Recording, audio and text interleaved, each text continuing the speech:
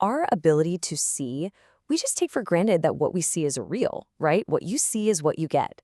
But what if I told you that our sight is as much about what our brain decides to show us as it is about what our eyes are actually looking at? That's the question we're going to dive into. Okay, let me ask you something. If you absolutely had to give up one of your five senses, which one would you be the most afraid to lose? I mean, really think about it. Smell, taste, touch, hearing, or sight? Yet for most of us, it's not even a contest, is it? The thought of the world just going dark? It's genuinely terrifying. And look, this isn't just some gut feeling. A Johns Hopkins survey actually found that our fear of going blind is right up there with our fear of getting cancer or heart disease. That's huge. It really shows you just how deeply we connect our very sense of being alive with our ability to see. This profound, almost universal fear is the perfect backdrop for an incredible ancient story. We're going to jump into the Gospel of John, and it starts out really simply. Jesus and his disciples are walking along, and they come across a man who has been blind his entire life, from the day he was born. And right away, bam, you get this massive clash of worldviews. The disciples look at this man, and their first question is, who messed up? Who sinned to cause this? Was it him or his parents? They're immediately looking for someone to blame. But Jesus just flips the whole script. He says, neither.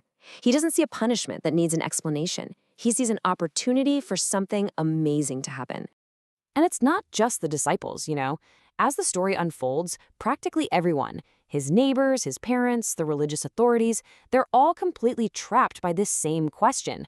Their entire vision is filtered through this lens of judgment and blame. So it leads you to the real question of the whole story. Who is the one who really can't see here? To really explore that question, we're going to take a fascinating detour. We're stepping away from this ancient text for just a minute and jumping into modern science, because it turns out the actual physical act of seeing is way stranger and more complex than most of us ever imagine. We tend to think of our eyes as little video cameras, just passively recording the world. But that's not quite right. They're more like data collectors, just scanning what's out there. The real magic show, the actual act of seeing, happens up here, in the brain. It's a nonstop, active process of interpretation. For instance, get this. Did you know that the image that's projected onto your retina at the back of your eye is actually upside down? Yeah, for real. Your brain has to perform this incredible, constant trick, flipping that image right side up and checking in with your inner ear to make sure your sense of balance lines up.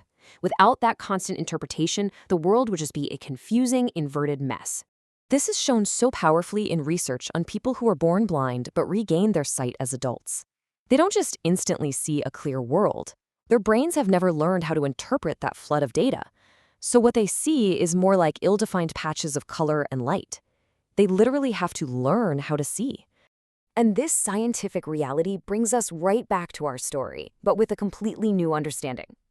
The characters with perfectly functioning eyes, the ones who are so certain they know how the world works, they're the ones who are truly blind to the miracle happening right in front of them. Just listen to the absolute certainty in their statement. We know that this man is a sinner. See, that's not an observation. That's a verdict. Their minds are already made up, their worldview is totally rigid, and no amount of evidence is going to get through.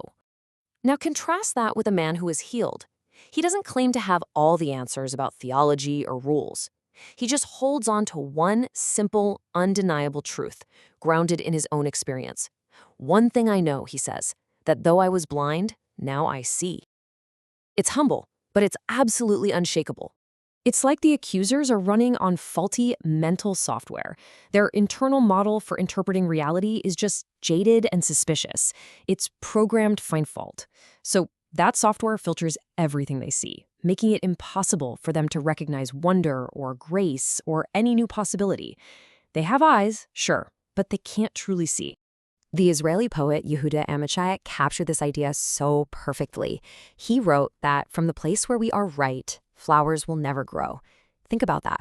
The place where you are absolutely right is hard and trampled down like a path.